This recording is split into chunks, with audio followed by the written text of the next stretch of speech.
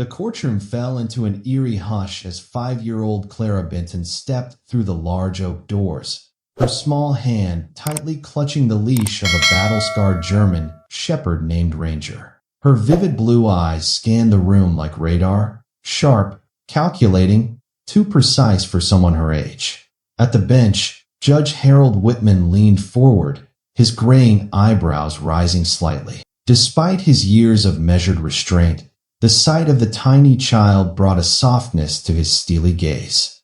This was the girl whose presence, and perhaps her voice, could bring justice for horrors committed. But Clara hadn't spoken since the incident 17 days ago. Across the courtroom, the defendant, Gregory Nash, sat with a calm smirk. His confidence radiated. A mute, traumatized child was no threat to him. No voice, no testimony, no danger. Then, unexpectedly, Clara's eyes locked onto his. Her tiny hand twitched, barely a gesture, and yet two figures noticed, Judge Whitman and Ranger. The German shepherd froze. His ears flicked forward. A low, menacing growl began to rise from his chest. "Court will recess for 15 minutes, Judge Whitman announced, rapping his gavel decisively. A murmur passed through the courtroom. Clara had once been a radiant, talkative little girl. Her preschool teacher at Greenfield Academy used to joke about installing a volume knob, but that playful spirit had vanished. Her lively chatter was replaced with a haunting silence. Her sea-glass eyes reflected a persistent, quiet terror. No amount of coaxing could bring her back. Her parents, Anna and Daniel Benton, watched helplessly as Clara flinched at touches and screamed in her sleep. Desperate, they followed the recommendation of a child trauma specialist and adopted a therapy dog. But Ranger wasn't just any therapy dog. 3 years earlier, Ranger had been a decorated K-9 in the city's elite unit. Courageous, disciplined, intelligent, he had once leaped into the path of a knife meant for his handler. The blade tore through his flank. The department, citing costs, deemed him too injured to recover and scheduled him for euthanasia. Enter Dr. Melissa Grant, an expert in animal-assisted trauma therapy. She saw something in Ranger, his pain, his loyalty, his will. She rescued him at the last hour, guiding him through a long, difficult rehabilitation. He had scars, yes, but also a remarkable instinct, the ability to sense emotional fractures in others. Clara met Ranger for the first time in Dr. Grant's softly lit office. She stood frozen behind her mother for nearly 20 minutes, watching him. Ranger did not move. Then, Clara crept forward, 3 slow, cautious steps. Ranger stretched out, lowered his head, and gently exhaled onto her fingers. Her hand rested on his head. In that fragile moment, something unspoken passed between them. From that day, Clara didn't talk, but she expressed herself in other ways. She drew crayon sketches of a little girl and a big dog facing dark, jagged shadows. And so, her parents dared to hope. Perhaps, with Ranger by her side, Clara might find her voice again. On the breezy afternoon of April 15th, everything seemed perfect. A spring sun filtered through the branches as Anna Benton stood on the porch of their cozy home in Meadow Ridge. Clara laughed brightly, chasing butterflies around the flower beds, her joy echoing off the garden walls. It was Wednesday, the day Anna finished early at Greenfield Academy, where she taught literature. Daniel would be home by 6. They had planned a simple barbecue, an evening of family warmth. At 3:42 p.m., Anna stepped inside to answer a call from her sister. The conversation lasted 4 minutes.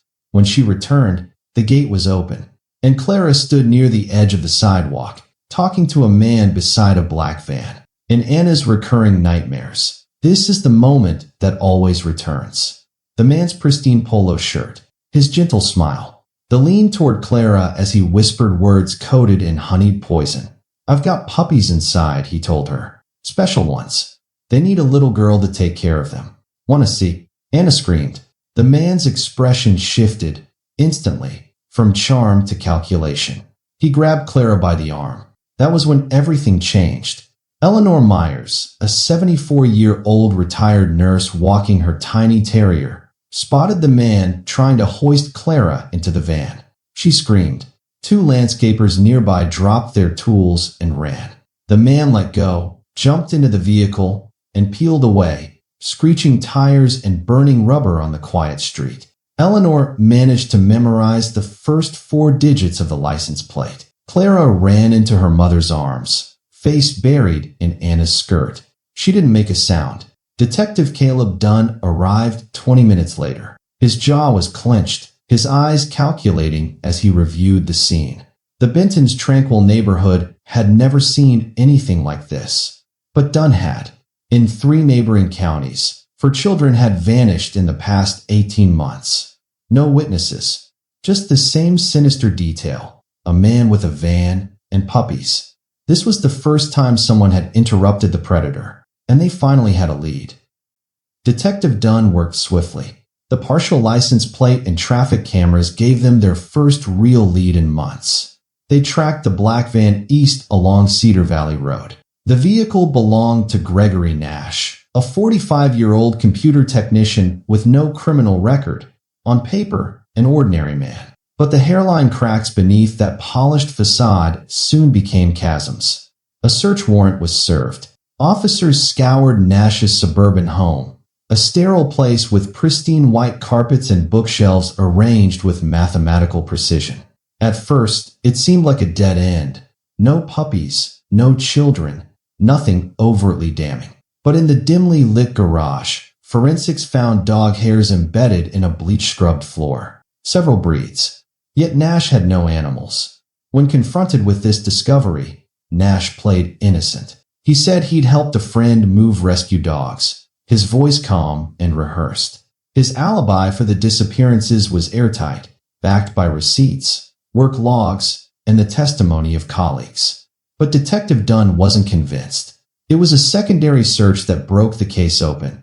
Hidden behind a false wall in Nash's office, they found an external hard drive. On it were images of 4 children, faces that matched the missing kids, along with GPS data linking Nash to wooded areas around Cedar Creek. 8 days after the attempted abduction, Nash was arrested and charged with attempted kidnapping. The discovery of the drive was a chilling breakthrough, but the bodies of the missing children remained lost. Nash refused to reveal their location. The weight of the prosecution's case fell heavily on Clara Benton. She was the only person to have survived Nash's snare. Prosecutor Ada Williams met with the Bentons in her office, her calm voice steady as she explained the stakes. "We need Clara's testimony," she said gently, glancing at the exhausted couple. "She's the only direct link to Nash." Daniel's shoulders sagged. "She hasn't spoken a word since that day," he confessed. "The therapist calls it selective mutism. She can't." Ada paused. "There is an option.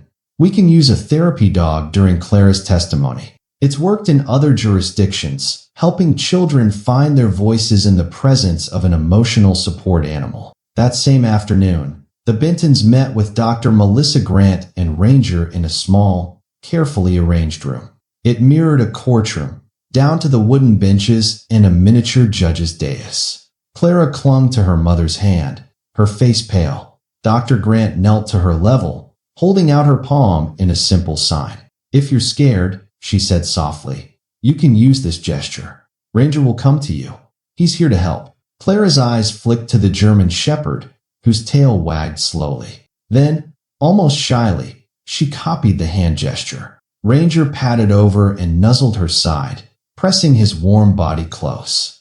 For the first time in weeks, a spark of relief crossed Clara's features. Her little fingers twined in his fur. "He's trained to sense when you're afraid, even if you don't call him," Dr. Grant explained. "He'll always be there." As the trial approached, Clara and Ranger rehearsed in the mock courtroom. She didn't speak, but she nodded or shook her head in answer to questions, her hand always resting on Ranger's broad shoulder. Her drawings grew more vivid.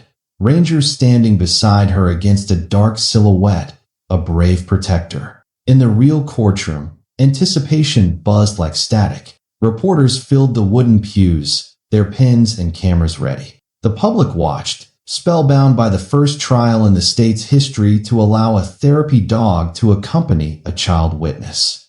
Defense attorney Henry Lowell filed a motion at the last minute, hoping to keep Ranger out of the room. This dog, a large and potentially intimidating German Shepherd, he argued, will create an emotional bias in the jury's minds, compromising their impartiality.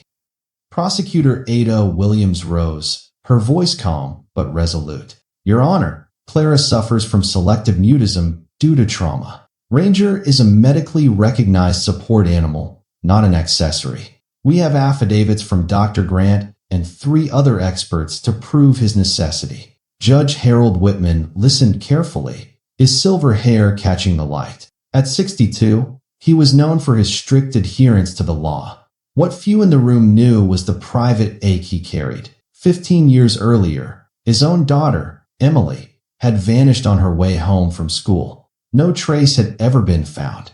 After a brief pause, Judge Whitman spoke, his voice like worn oak. Mr. Lowell, your concern for due process is noted. However, this court has a duty to protect the well-being of a child witness. Precedents exist in this jurisdiction and others. The presence of a therapy dog is no different from a wheelchair for a disabled person. But Henry Lowell wasn't finished. Your Honor, my client suffers from a documented phobia of dogs and an allergy to dog hair. Allowing this animal into the courtroom will affect his ability to participate in his own defense. A ripple of unease swept through the audience. Anna Benton squeezed Daniel's hand so tightly his knuckles turned white. Dr. Grant leaned close to Ada, whispering something. Ada nodded and addressed the judge. Your Honor, Ranger's breed and grooming prevent him from shedding. As for the phobia, it's remarkable that a man so terrified of dogs used them to lure children. This defense is a transparent attempt to silence Clara. Henry Lowell bristled. This is outrageous. My client is presumed innocent. Silence, Judge Whitman said, raising his hand. He studied Nash's medical records, an allergy test from 3 years ago that showed a mild reaction, and a very recent phobia diagnosis that seemed conveniently timed. He also reviewed a landmark case from a neighboring county, Parker versus Linwood, where therapy dogs had been allowed despite similar objections. His phone buzzed. A message from his wife, a photo of Emily's old stuffed bunny, once clutched in tiny arms that never came home. For a moment, he lost his composure. Then he exhaled and returned to the bench. When the hearing resumed, the courtroom held its collective breath. This court finds the presence of Ranger, the therapy dog, to be necessary, Judge Whitman declared. Jurors will be instructed to remain impartial. The defense's allergy and phobia claims lack substantial medical grounding. The dog will remain with the witness. A relieved sob escaped Anna's throat. Henry Lowell sat down heavily, already preparing an appeal. Outside the courthouse, debates raged. Some decried it as an emotional ploy. Others hailed it as a compassionate step forward. Protesters clashed on the courthouse steps. Signs proclaiming justice for victims waved alongside calls for a fair trial. That afternoon, Judge Whitman addressed the jury directly. You will see that the child witness will testify with a German Shepherd beside her. This is a medical necessity. You are not to let this animal influence your judgment. We decide only on the facts. When Clara entered, clutching Ranger's leash, the courtroom fell still. Ranger walked beside her with the solemn dignity of a knight sworn to protect a queen. Some jurors smiled despite themselves. Others schooled their features, reminded of the weight of their role. Gregory Nash's eyes flicked to the girl and the dog. His expression remained smooth, but a brief flicker of tension betrayed him. Ranger's ears twitched. His gaze locked on Nash for a split second. Clara took her place in the witness stand, feet dangling above the polished floor, one hand gripping a small stuffed bunny, the other resting protectively on Ranger's fur. Ada Williams approached her slowly, careful not to startle her. "Hello, Clara," she said warmly. "Thank you for coming today. Do you remember me?" Clara gave a tiny nod, her eyes never leaving Ranger.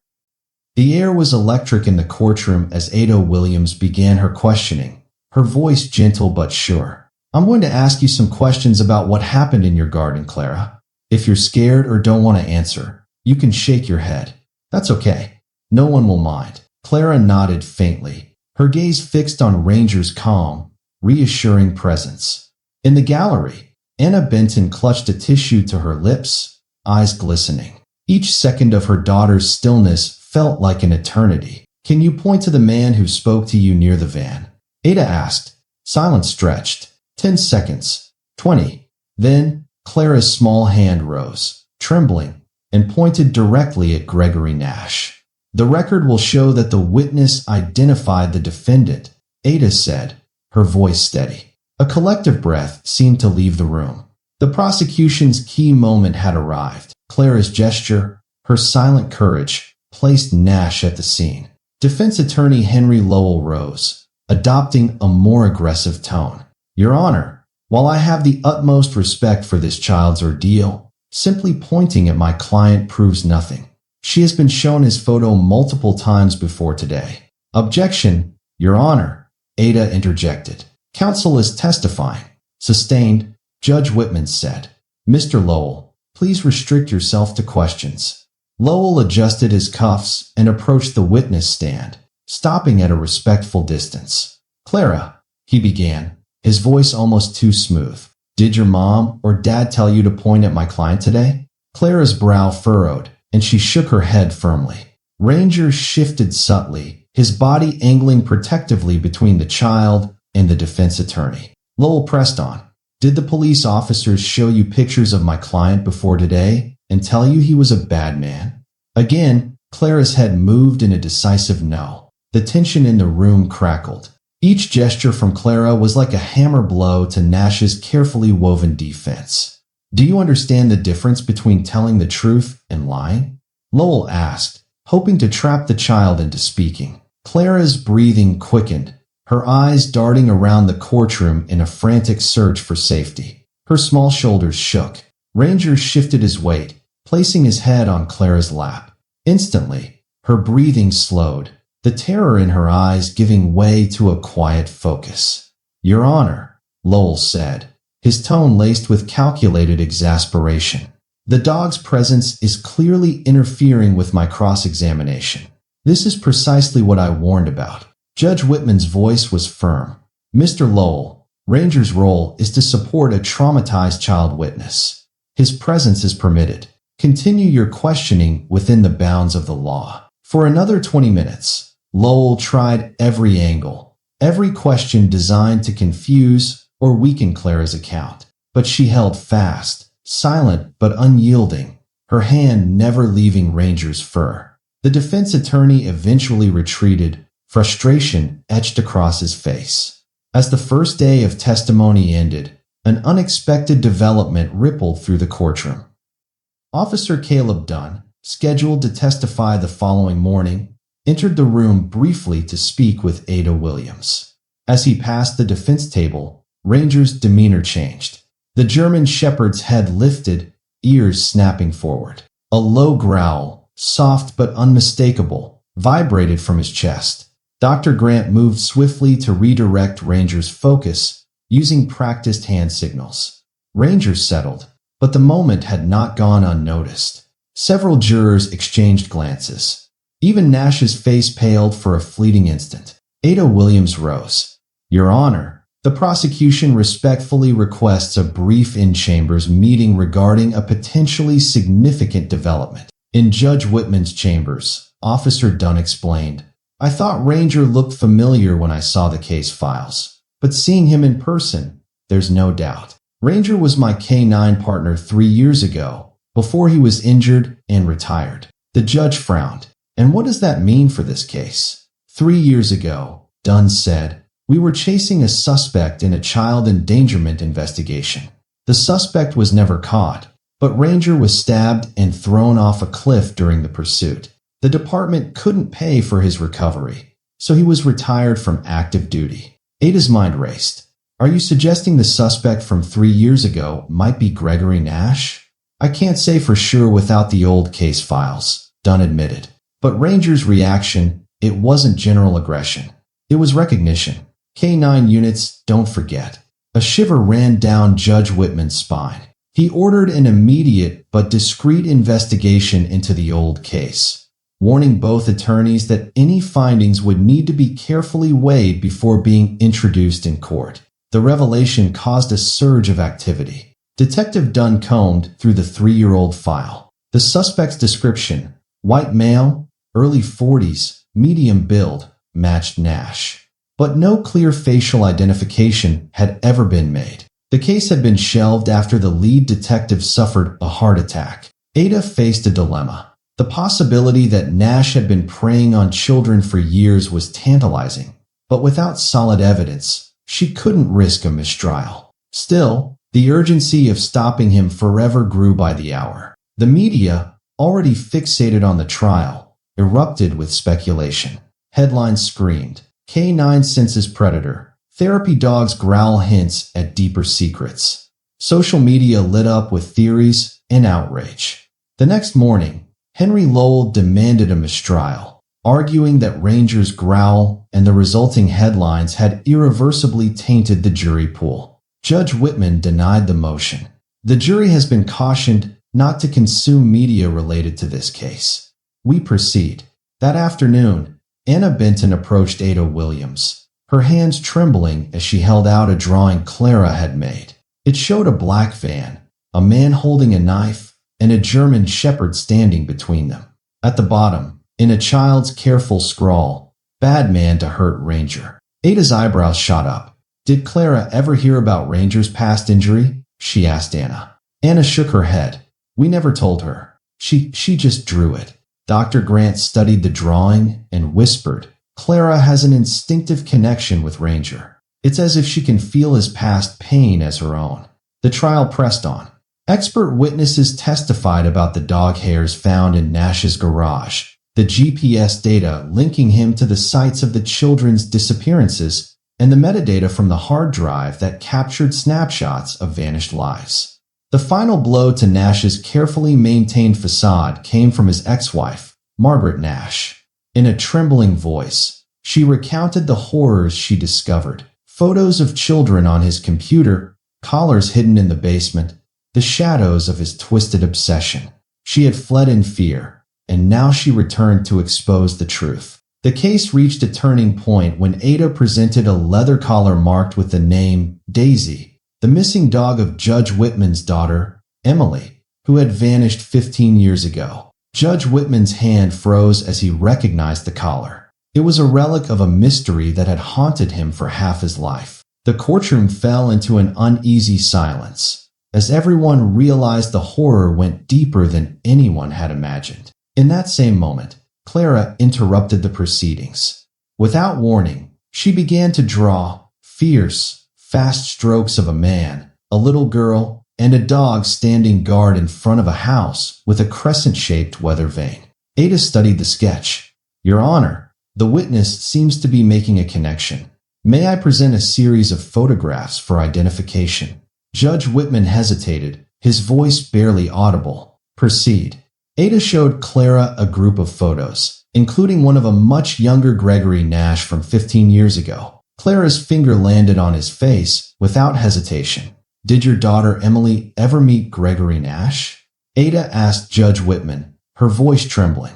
The judge's voice cracked. "He worked as a consultant at Emily's school. He had an alibi. He was supposedly at a conference out of state." The courtroom buzzed as the realization sank in. Nash had been hiding in plain sight for decades. At the same time, Ranger's ears perked again, his body shifting toward a small sample of soil from Nash's property that had been entered as evidence. He sat down in front of it, a clear sign from his training days. Ada's voice caught. "Your Honor, Ranger's alert suggests there is something we missed. May we have this soil sample reanalyzed?" Judge Whitman's voice was hoarse as he ordered the immediate analysis of the sample. The soil analysis came back within days, revealing a hidden passage beneath a garden shed at Nash's home, an underground room, long forgotten by the world but preserved as a crypt of horrors. Inside, investigators found personal effects of the missing children, tiny shoes, worn backpacks, and strands of hair carefully preserved as if they were trophies. The walls were covered in scribbled notes, twisted confessions of a predator who believed he was a collector rather than a monster. During the re-examination of Clara's testimony, a chilling revelation emerged. With quiet tears, she revealed that Gregory Nash was not just a stranger, he was her uncle, her father's estranged cousin, someone the Bentons had lost touch with long ago, a man who had wormed his way into their family without them even realizing it. The weight of this truth nearly broke Daniel Benton in court. He spoke of the guilt that crushed him, how he'd unknowingly let a predator stand so close to his little girl. But Ada Williams gently reassured him that he was not to blame. Nash was a master manipulator who had fooled everyone.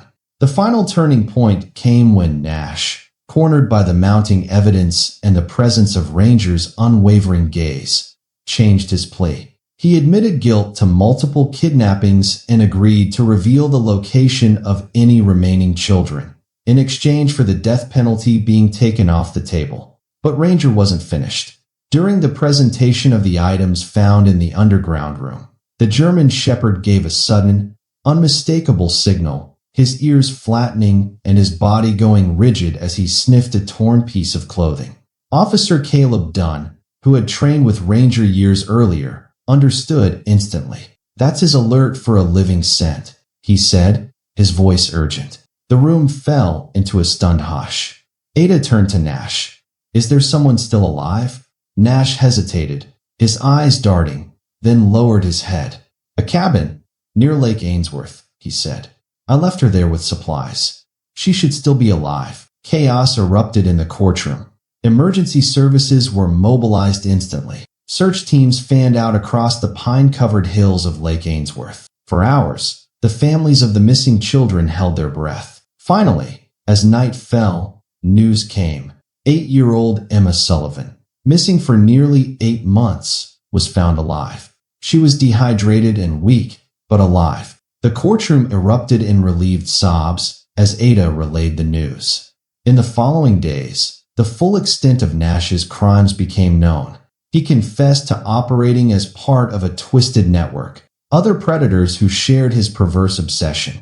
His cooperation led to the rescue of several other missing children and the arrest of 4 accomplices in 3 states. Each revelation was like a hammer blow, but also a source of hope.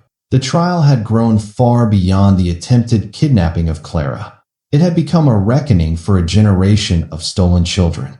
When the sentencing day arrived, the courtroom was heavy with grief and relief in equal measure. Judge Whitman, his face drawn with the weight of years, spoke directly to Nash. "Your crimes are beyond comprehension," he said.